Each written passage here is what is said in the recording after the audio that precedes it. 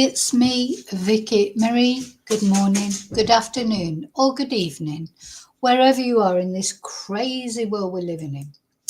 Now, I'm going to start off by saying some thanks that I need to say. And then what I'm going to be talking about is this case that we've been following of this very sad case, and to be honest, getting sadder all the time, of this British couple, Andrew and Dawn Searle, who were found dead in their chateau or their villa, their farmhouse, whatever you want to call it, over there in France. And, you know, this case has been very mysterious, very confusing. Initially, it was thought that possibly both of this married couple, both of them had been killed. Maybe a botched robbery, a robbery gone wrong. There was talk about it maybe being to do with Andrew's previous life, if you like, before he retired, where he was investigating financial wrongdoings of organised crime, etc.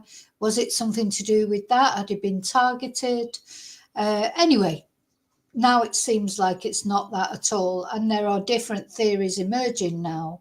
Theories that were always considered at the time, but we're going to look at them, and now they seem to be taking more shape as far as the French authorities are concerned, as their investigations continue. It seems like it wasn't a robbery at all. It seems like it wasn't a double red rum at all. It seems like it was a completely different scenario, and that's what we're going to talk about in this video. But first of all, I just want to thank everybody, because on this particular YouTube channel, I have just hit 4,000 subscribers. I think I've got 4,012 subscribers. Thank you so much to all of you that have subscribed, all of you that like my videos, all of you share my videos.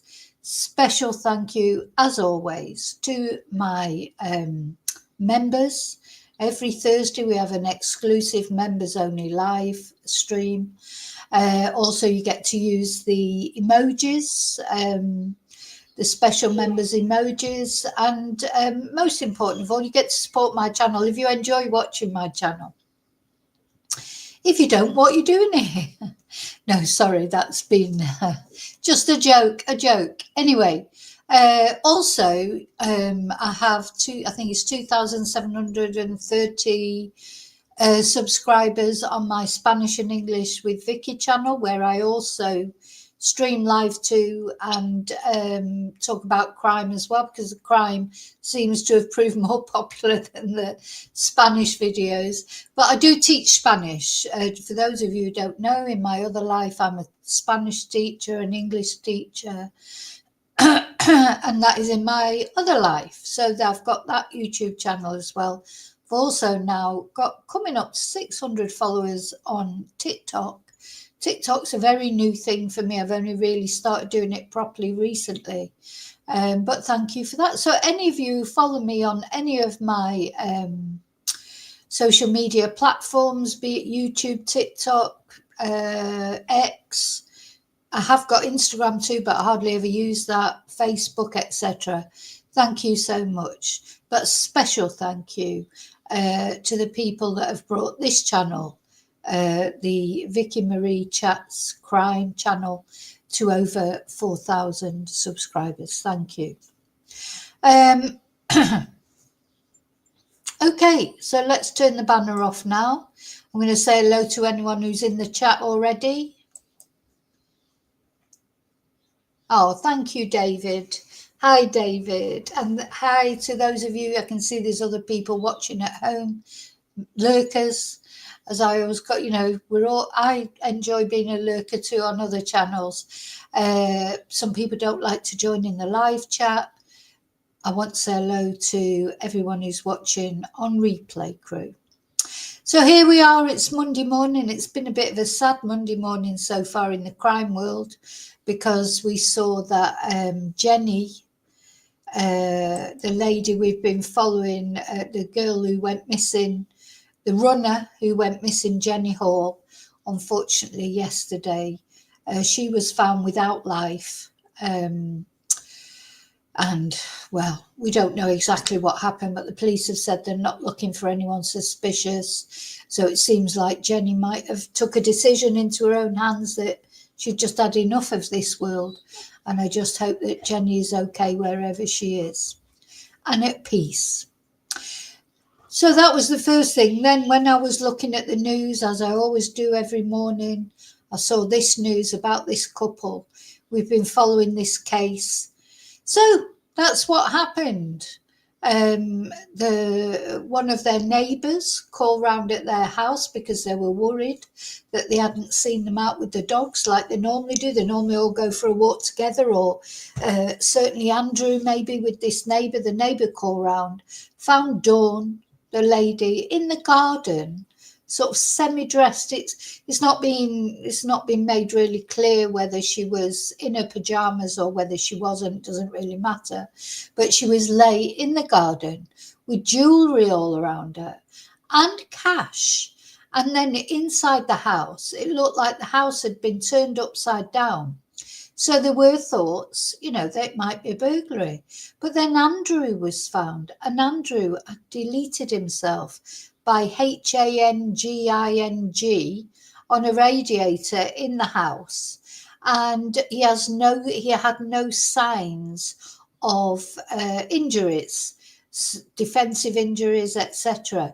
So it was very mysterious, wasn't it? Because it was like, well, had Dawn become a victim to a sort of a failed robbery attempt? So had she surprised people who were robbing the house? But then why did they not take the jewelry with them and the cash that was around the house? Why was that not taken? So that was very strange, because obviously normally in a burglary people take the jewelry and the cash, but it hadn't been taken. And then there was the thing of why had Andrew, if Andrew had not done what he did to himself, why did he have no defensive injuries? And then there's the other mystery of the actual murder weapon. As far as Dawn was concerned, they haven't, as far as we know, as it was the other day, and we haven't heard any different, the police have not been able to find the murder weapon. And Dawn was killed by blunt force trauma to the head, apparently. And so where was the murder weapon? The police said they hadn't been able to find anything that had likely done that. So that again led people to believe, well, has somebody done this to Dawn and to Andrew? Maybe to make it look like it was Andrew. But the trouble is there are no defensive wounds on Andrew. So it seems unlikely, doesn't it? There's no other, it was found at his post-mortem that he died by HANGING. So there's no other signs of any other reason for his death. So it's a real mystery, and this is what the French authorities have got to pick this apart. There was, right from the beginning, didn't seem to be looking for anyone. There was no signs of a manhunt. Where people that have been that know the area, know the property, say it's very close to other properties. Although it's sort of remote in one way that it's semi-detached, it's not so far away from other properties that if Dawn had, what was initially thought, run out into the garden, possibly screaming because someone was following her with a weapon, nobody heard anything. Nothing was heard. So that was thought sort of unlikely, because it's thought that this property is so close to other properties in the area, and of course they all know each other, that something would have been noticed. So that's where we are in this case. So there's been a lot of conjecture, and of course Dawn, her son because Dawn and Andrew, they've not been married that long. There's, I think, a substantial age difference between them, but not that that matters. There are rumours that maybe there were some financial problems. And Dawn's son is a famous actor who has acted in British soap operas and various other things, and a musician. So that has created a lot of interest around this case as well. So Dawn is Scottish, and her and Andrew got married, as I say, not that long ago. I think it's only a couple of years ago, but we'll probably see that as we look into it a bit more. So what happened? You know, it's a tragedy, whichever way you look at it. And a lot was made of the fact that Andrew went out to buy some lottery tickets and a bar of chocolate at some point. And I've said right from the beginning, since I watched that video of him buying those lottery tickets, and we're going to look at it again in a minute, to me, he looked very stressed. Like the lady in the shop said he seemed normal. Now, she'll know more than me what is normal about Andrew, but I do get feelings about things. Straight away when I watch that video, to me, I don't think he looks like he's not stressed. He looks stressed. Was that trip to buy the lottery tickets an attempt at an alibi? Was he intending to go back home and claim that while he was gone, this had happened? And then could he just not face it all? Who knows what went through his mind or what really transpired? But that's what we're going to look into. Hi, Mary. I think the thing that we cannot escape here, at the end of the day, this is a terrible tragedy.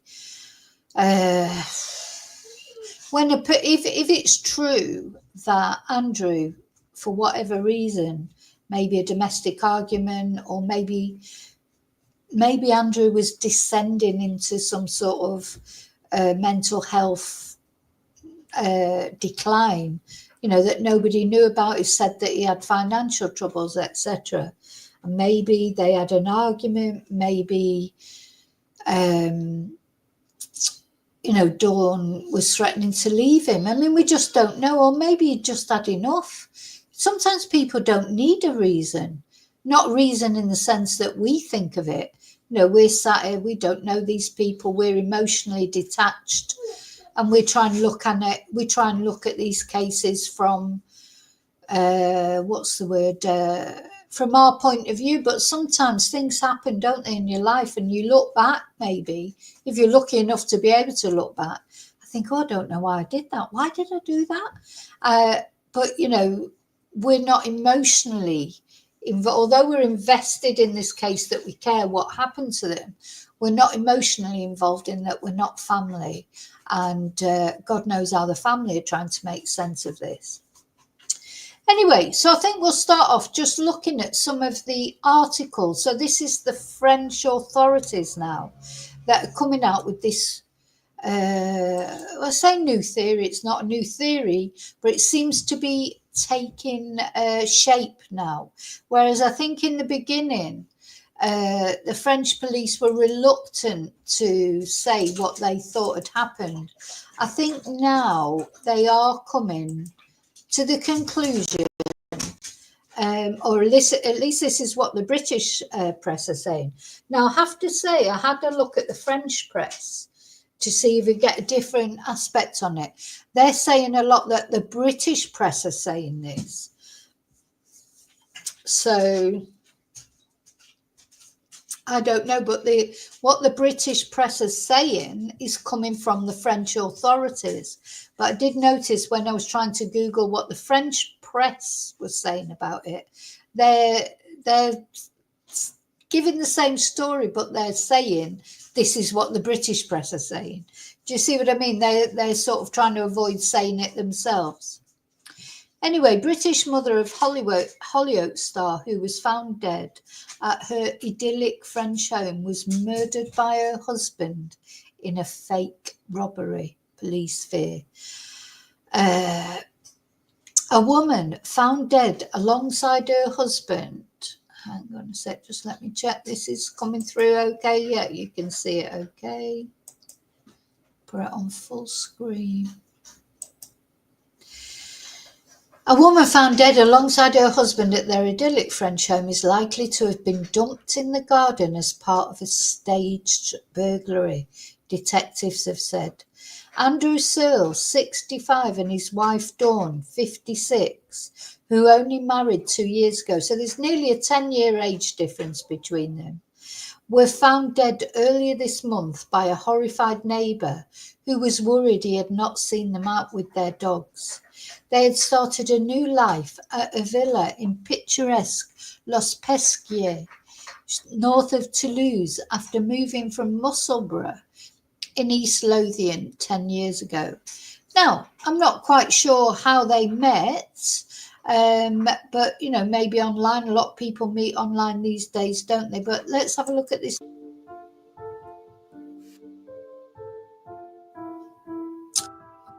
Oh, sorry. As much as, no, sorry. As much as I did a video about Jenny's mum, I thought this video was going to be about this couple. Mrs. Searle was discovered in her pyjamas outside their house on February the 6th with a head injury and jewellery scattered around her body. Her husband, a former financial investigator, was found dead inside the house, hanging from a radiator.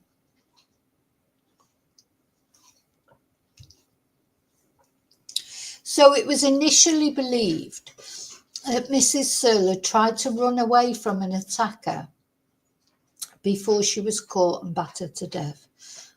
Oh, just poor Dawn. Whatever happened to Dawn, whoever killed her, whether it was robbers or her own husband, she must have been terrified.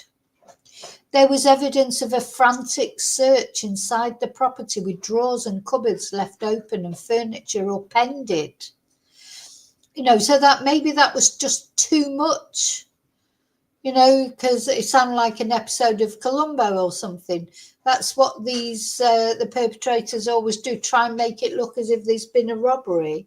You know, do robbers do that? They might leave drawers and cupboards left open, but would they upend furniture?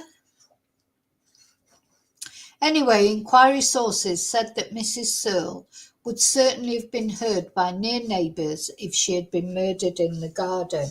I mean, you just sort of get this feeling, you know, did Andrew lose the plot completely and then thought, oh my God, what am I going to do? I've got to make this look like a robbery. And that's, personally, my thoughts would go towards that. Then he went off to buy his lottery tickets. That's like a way of giving himself an alibi. But you know what, mate? You know, Andrew is probably not a bad person. So, you know, maybe he just couldn't live with it, you know, just couldn't face it then when he came home to find his, you know, what he'd done. People do things sometimes in the heat of the moment, especially when they're on the edge. Maybe Andrew was on the edge. I mean, things will come out about his mental state.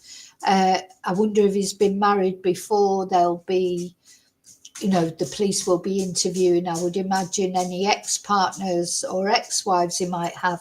Did he have a history of mental illness? Did he have a history of aggression? And maybe he just lost it that day for whatever reason. I think anyone can lose it. Now, looking at this picture, I mean, as I say, we've got the video. I'm going to look at the video. He does look stressed to me. His face, he looks completely stressed. But as I say, I don't know him. I don't know what he normally looked like. The woman from the shop said he seemed normal, so I don't know. One investigator said what is very likely is that the victim was killed inside the house with doors and windows shut on a winter's night, and that's why nobody heard anything. And then her body was dumped in the garden, and it is believed that the killing was a staged burglary gone wrong. And this fits the murder self-deletion theory in the investigation that apparently saw Mr. Searle kill his wife before hanging himself. Nicholas Rigaud-Muller, the Rodez prosecutor leading the investigation, told the Sunday Post that a marital crime followed by self-deletion was probable. He said that if a stranger had attacked the couple, it's likely they would have raised the alarm by shouting. There have been no arrests in connection with the deaths, nor, and I think this is key, nor any public appeals for potential suspects to come forward. Post-mortem examination results show there were no defensive wounds on Mr. Searle, nor any forensic evidence suggesting that persons unknown touched him or his wife. So no DNA from other people.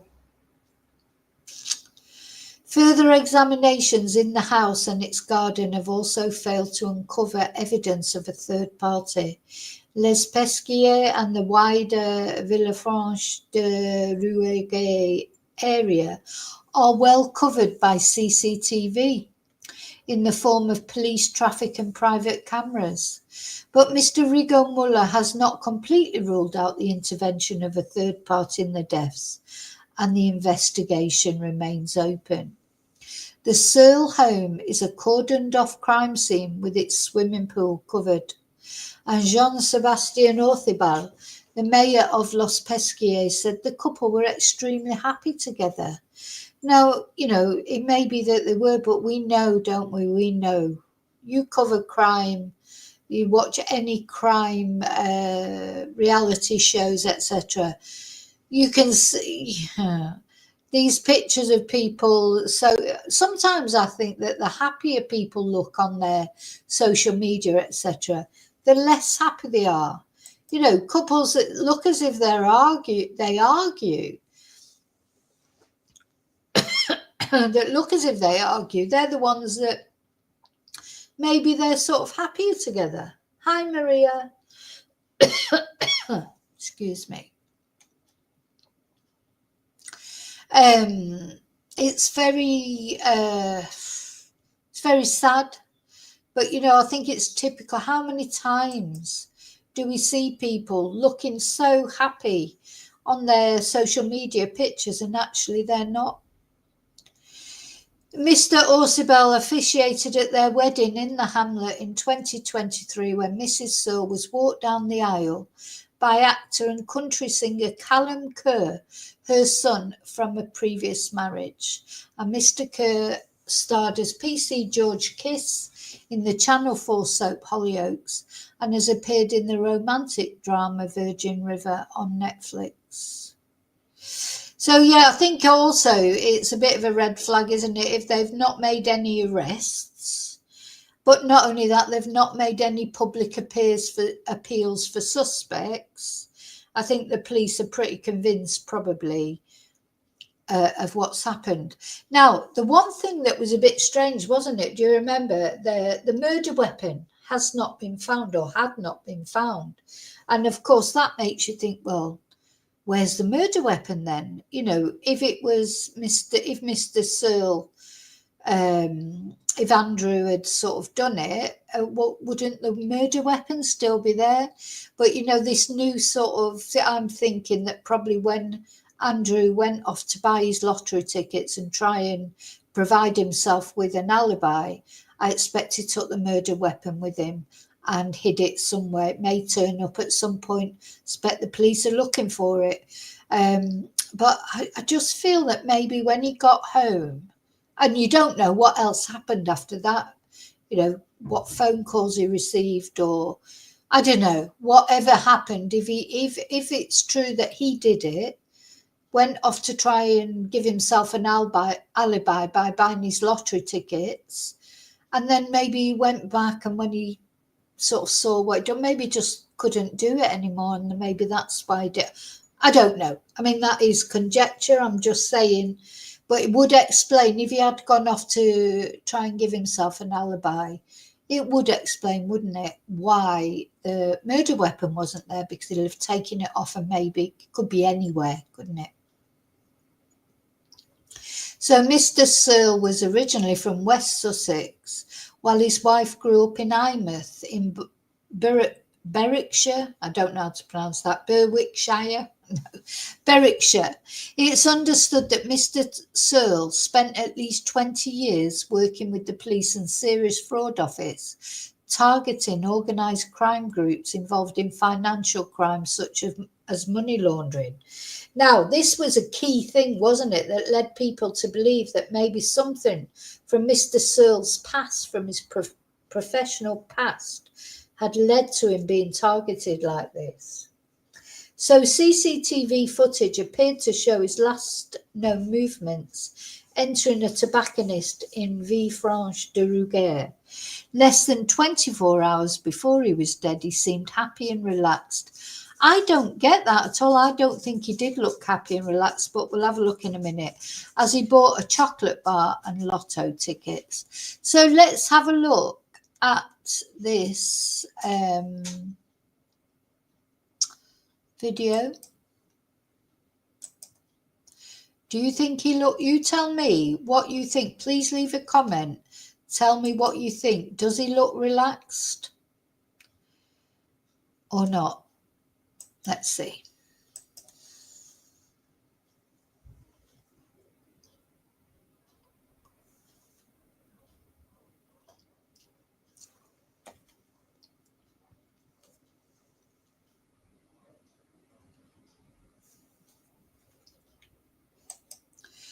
Look at his eyes.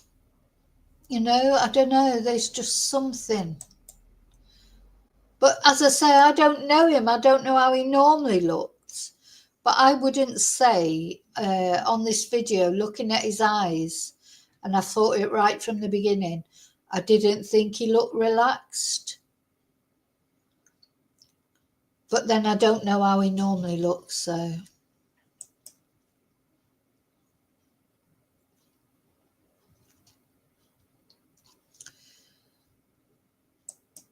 Personally, I think he's trying to look relaxed, but he doesn't look relaxed. But anyway.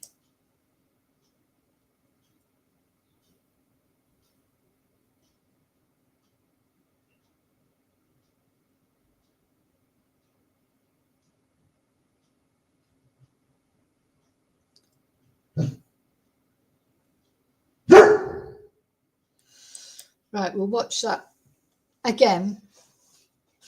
Now, but just before that, I mean, it may be that it's been made to look as if he's done it. But if there's no DNA, I mean, it doesn't take, I suppose somebody could be wearing gloves. You know, you could go on and on thinking about it. There may be no other DNA from any other person. Apparently, that's what they were just saying. There's no DNA on him or his wife from anybody else. But it could be somebody who wore gloves. I mean, it could be an elaborate plot to make it look like it's him. It could be that. You could also think, well, not only where's the murder weapon, but of course he could have taken that off somewhere and disposed of it. But also you'd be thinking, well, would he not have left a note?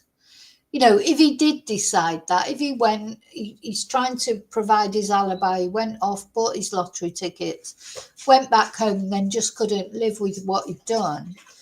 Would he not have left a note so everybody knew what had happened? Or was he just beyond that? The trouble is we don't know what his mental state was. Was he just beyond thinking of leaving a note and saying, I'm sorry? You know, because he obviously knew her family, and of course he's got his own family as well. You know, would he not have wanted to say he was sorry at least, or to, you know, avoid all this pain for them by letting them know what had happened? Or maybe he just couldn't face up to admitting it, even though he was going to remove himself from this world. You know, so it's such a sad, so sad. You know, they've only been married 2 years. I'm sure when Dawn married him, well, he's had that. I think they've had that well, they've owned that property for about 10 years, I think. So was it him who owned it? Was it both of them that owned it? You know, they've only been married 2 years. That doesn't mean to say they weren't together before that. So it's just so tragic, isn't it? You know, you look at people, you think they're living the dream, you know, out there in this lovely place in France, and then really maybe everything was catching up with him, like mental health wise or financially they were being squeezed, because Brexit's probably had a lot to do with that as well, because maybe any expat that's living abroad, I know as much as everyone, Brexit affected all of us, especially if you're, so I think he was doing rentals and things like that. Well, you know, because it's harder for British people to go, you know, maybe his business was ruined. And of course, COVID, so you've got the combination of COVID and Brexit affecting his business. And maybe he was just running out of money. I mean, who knows? Anyway, let's just watch this one more time.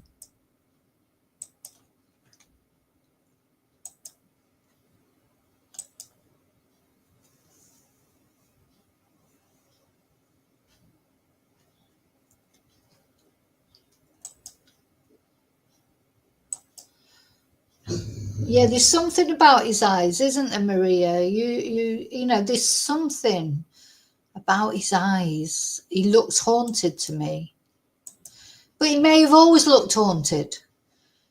You know, just I get these feelings from people. It's only a feeling, but that's how I feel. Yeah, just it's not right. You know, there's something strange about this man and the way he is here. And maybe he thought, oh yeah, there's CCTV there at the lottery shop. I'll go and get on camera. And then when he went home, he just couldn't face it.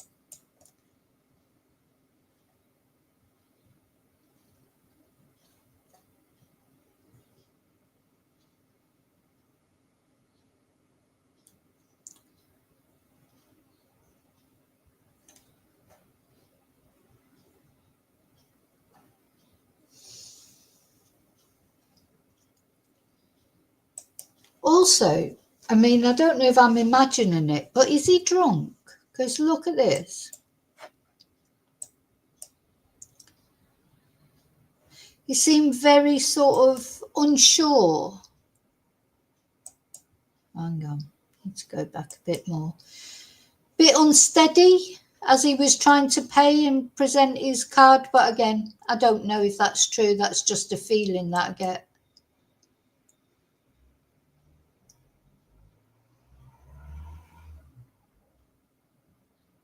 A little bit unsteady, maybe.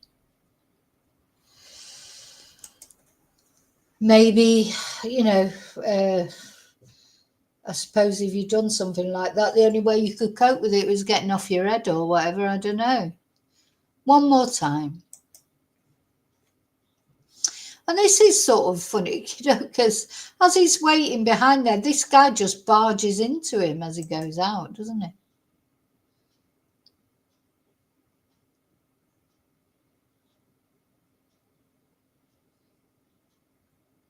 Oh, yeah, move out of the way. But again, had he been drinking? Was he stood too close behind that guy? You know, that's definitely my meter distance that I require of everyone when I'm paying at the supermarket. I can't stand it when someone's right stood on my shoulder. But why was Andrew stood so close to him? The guy nearly knocked him over.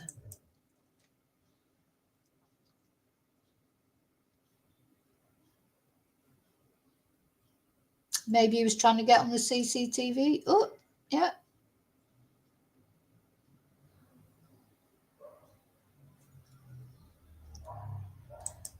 Yeah, and it's that side look there.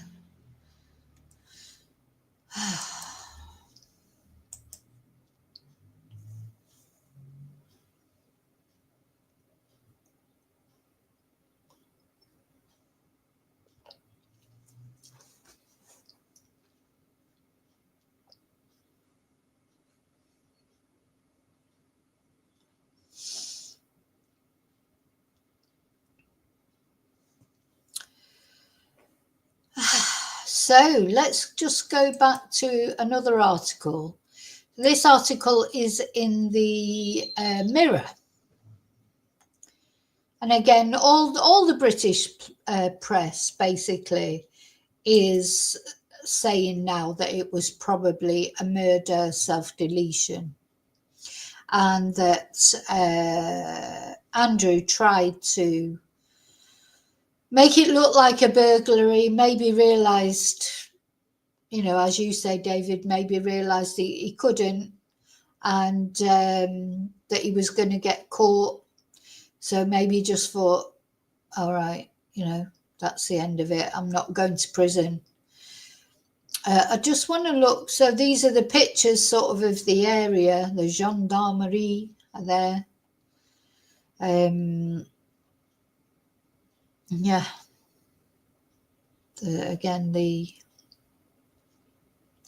So the prosecutor claimed that Mr. Searle may have hoped he could explain the crime to the police by organising a staged burglary before changing his mind and taking his own life. To me, that seems like the most logical explanation.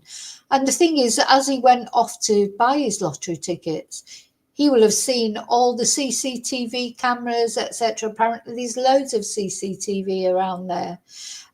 So, you know, maybe it just hit home to him. He's never going to get away with this. Because if somebody would have gone to that house to do that, they would have been caught on CCTV. And, no, you know, from what we can gather, the police have released nothing.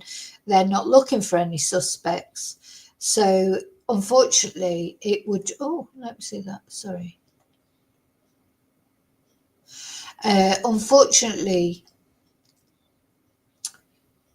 yeah, he's probably just realised he can't get away with it. So the results of a post-mortem examination showed no defensive wounds on Mr. Searle. And forensic evidence has not shown any suggestion that anyone else was in the home or touched the man or his wife. So that's important, isn't it? The forensic evidence, of course, is important. Let's have a look at, see if we can see any more nice pictures of them.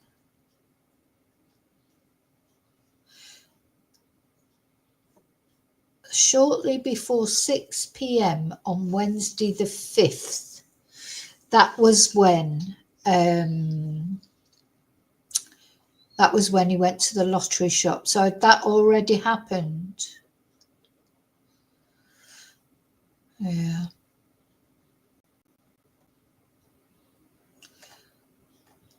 So it says,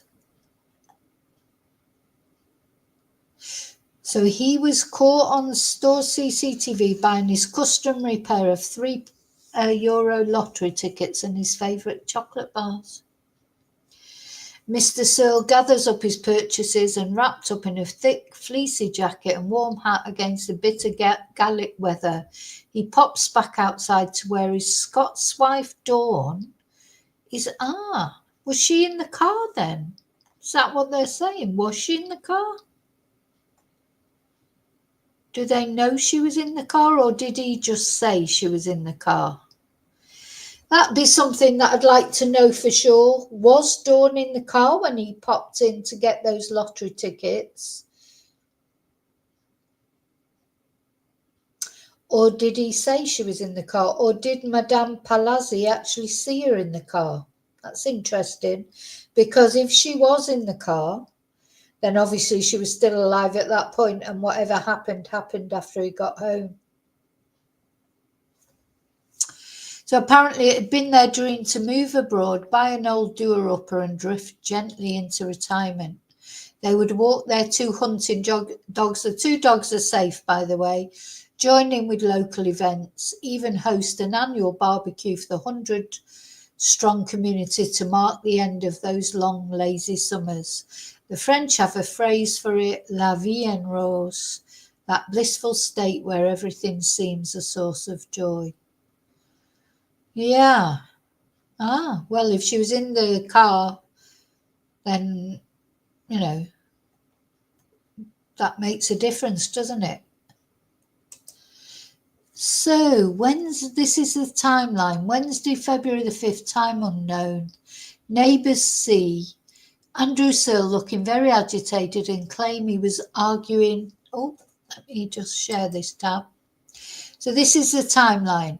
Neighbours see Andrew Searle looking very agitated and claim he was arguing violently in English on the phone outside the home he and his wife Dawn share. On Wednesday, February the 5th at 6 p.m. So that argument that neighbours had heard, there's no time for that. But 6 p.m. he is captured on CCTV entering a tobacconist. He is seen buying a chocolate bar and €3 lorry tickets. He thanks the shopkeeper and walks back to his car, where his wife Dawn was reportedly waiting. Well, was she waiting there or not? Maybe he said she was in the car. Anyway, then the following day, a neighbour discovers the body. Stop. A neighbour discovers the body of Mrs. Searle outside their home at 12:20. Around 12:20. So it's quite early, isn't it, in the morning?